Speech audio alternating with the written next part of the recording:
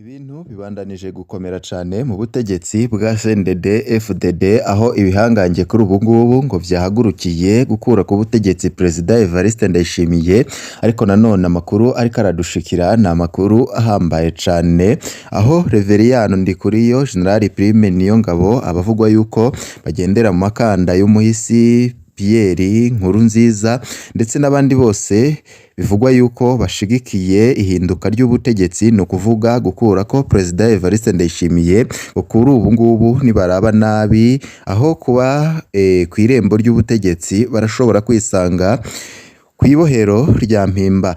Hari amakuru menshi duhejeje kuronka mu masoko yacu, indyane ziri mu bihangange vya CNDD FDD inyinyurana hagati ya Perezida Evariste Ndayishimiye ndetse n'ibihangange, aho muri kano kanya tugiye kubabwira amakuru yihutirwa duhejeje kuronka ku bijanye n'akajagari ndetse na zuguruzuguru iri muri CNDD FDD. Kuri ubu ngubu igihugu carishwe kandi igihugu cishwe na bamwe mu ndongozi zivuga yuko zikomeye ngaha mu gihugu c'u Burundi, zititwararika ineza y'umunyagihugu muto muto, aho ibihangange bibandanya kurwanira ibijanye n'itunga no gusahuranwa itunga ry'igihugu, ariko nanone ntibitwararike abanyagihugu, aho kuri ubu ngubu abarundi babayeho nabi cane, aho igihugu ata gitoro gifise, ata muyaga nkuba, ata amazi meza, ata amabarabara meza, aho kuri ubu ngubu bakurikiranira hagufi bibera mu Burundi ndetse na politike y'u Burundi babona yuko igihugu kigeze aho umwansi ashaka, kandi igihugu c'u Burundi cyari igihugu ciza kandi kirongowe neza, igihugu cyarangwagamwo ibintu byose, ariko kuri ubu ngubu igihugu cahejeje kwicwa kandi bivugwa yuko cishwe n'indongozi zaco. Muri ano makuru turaza kubabwira indyane zikomeye cane ziri hagati mu bategetsi b'u Burundi.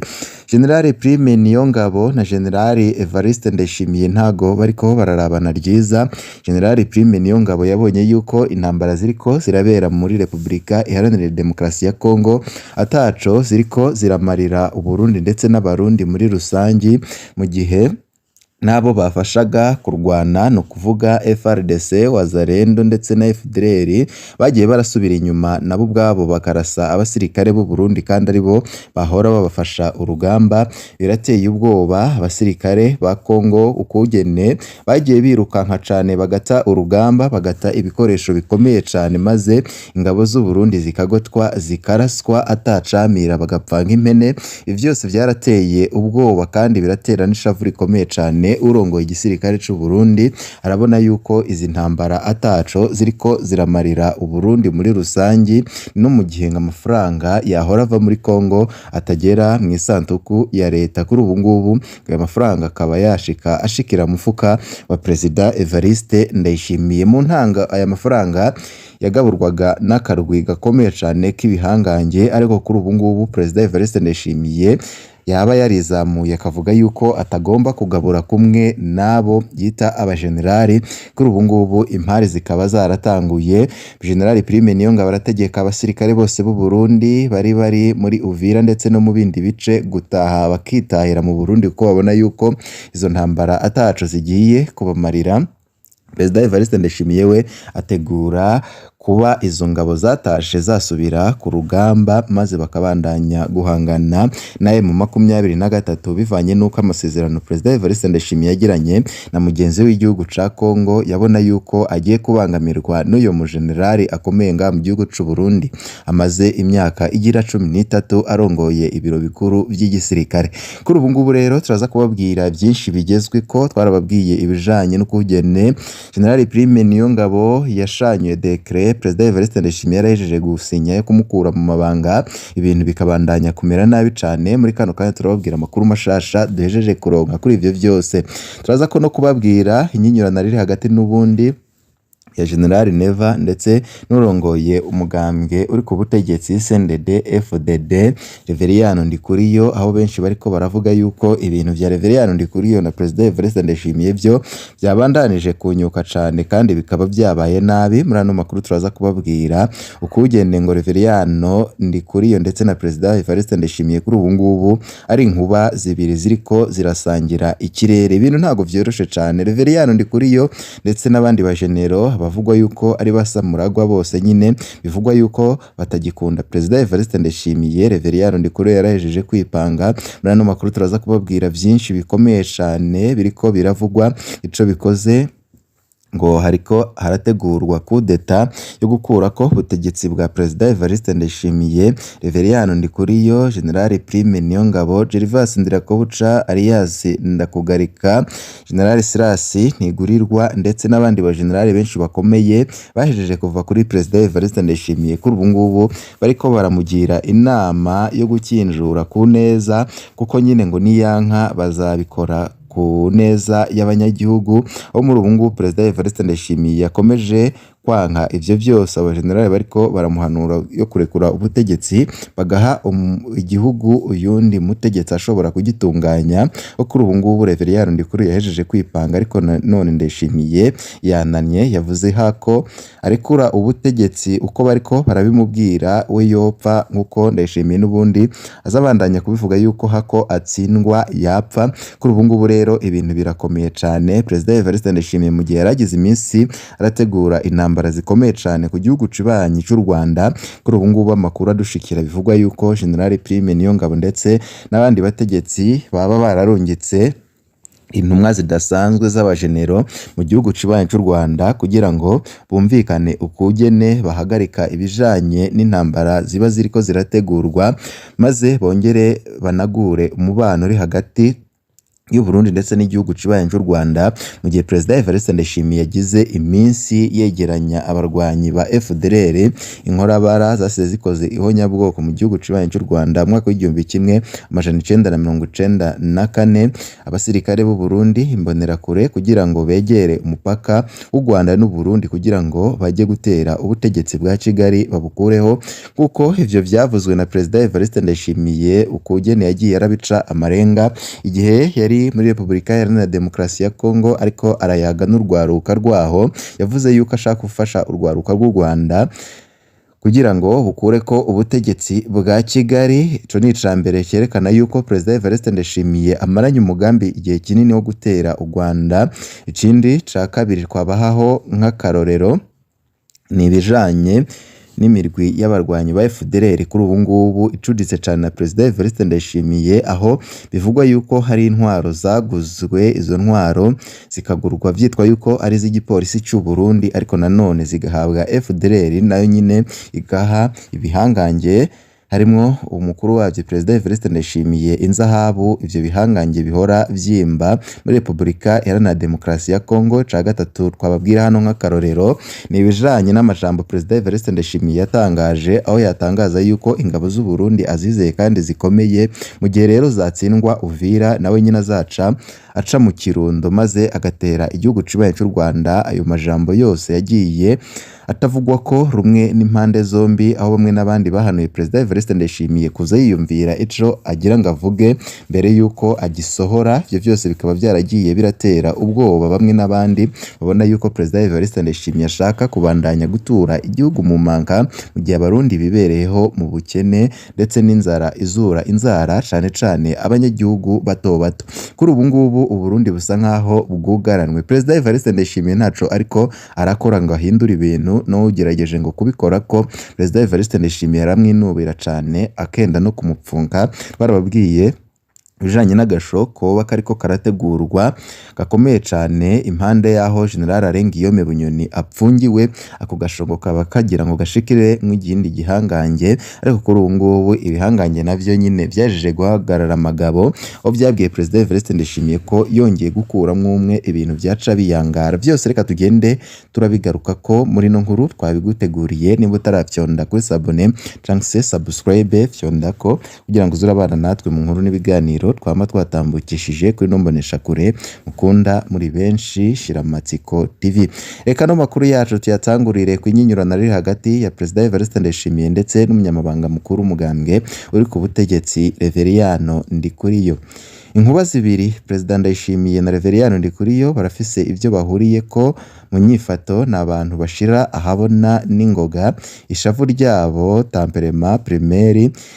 Inyinyurana ry'abantu bameze gutyo ntirikunze kwihisha kubera atawuhebera uwundi, rishobora no kuba ribi mu mwanya muto ariko barafise n'ibibatandukanya cane. Reveriyani Ndikuriyo azwi nk'umuntu ashira imbere cane inguvu, violence, amajambo avuga nka yose yama arimwo gupangurura, gukuramwo, kwica.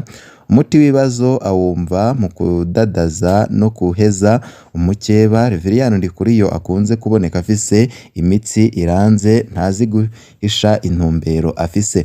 Perezida Ndayishimiye we aragoye rwose. Umwe mu bamwegereye bakorana iminsi yose yatubwiye ati Perezida Ndayishimiye azotangaza benshi, twatanguye benshi bamufata nk'ikigugu, bamufata nk'uvuga amajambo menshi atari bushire mu ngiro, ariko sivyo na gatoya. Perezida Ndayishimiye afise inzigo ikomeye kandi umuntu amuheza ariko aramutwengera. Intumbero yiwe yama ayizi, intambara yiwe ayitegura mu mpisho.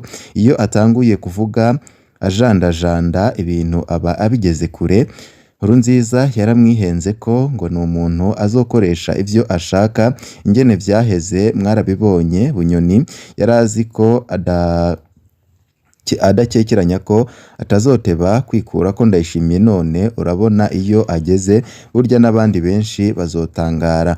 Uravye inguvu n'igihagararo bafise Ndayishimiye na Ndikuriyo bose ntiboroshe. Ndikuriyo afise umugambwe, afise imbonerakure, afise amafaranga menshi, ashigikiwe n'abiyita ko bari mw'iragi rya Nkurunziza. Abo nabo barimwo mu nzego zose z'igihugu, barimwo no mu nzego z'umutekano. Ashobora no kuronka bamwe mu mashengero y'abaporoti bahora inyuma ya Bunyoni.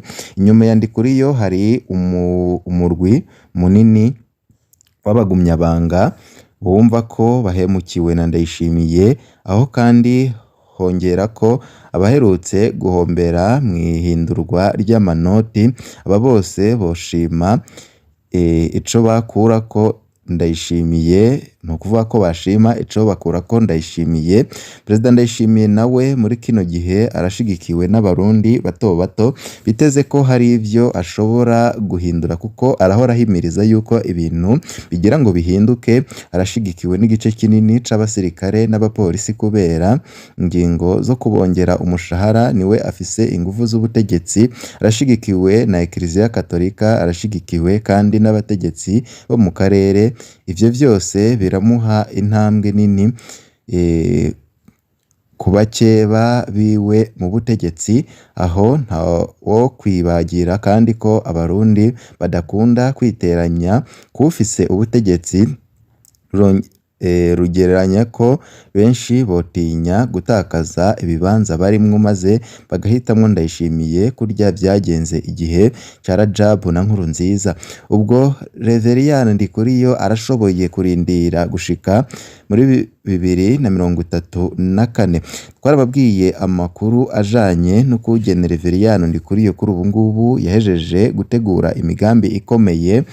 Hari ikintu yaherutse kwerekana aho yakiyonkora mu nama nkenguzamateka, aho kuri ubu ngubu Reveriyani Ndikuriyo ngo afise vyinshi ariko nawe arapanga ko kwigumiza ko ibintu vyinshi bishobora kumugora gushika ku mugambi wiwe, ariko bamwe n'abandi bariko baribaza nimba ashobora gushika muri 2034. Amakuru dufise nuko Reveriyani Ndikuriyo abona yuko Perezida Evariste Ndayishimiye n'amatora y'umwaka wa 2027 adashobora kwitoreza ikindi kiringo. Aho kuri ubu ngubu Reveriyani Ndikuriyo n'akarwi kiwe bahejeje kwipanga, aho adashobora no kugira muri 2027 ashobora kuzaba yakuweko kuko tugize iminsi turabibabwira.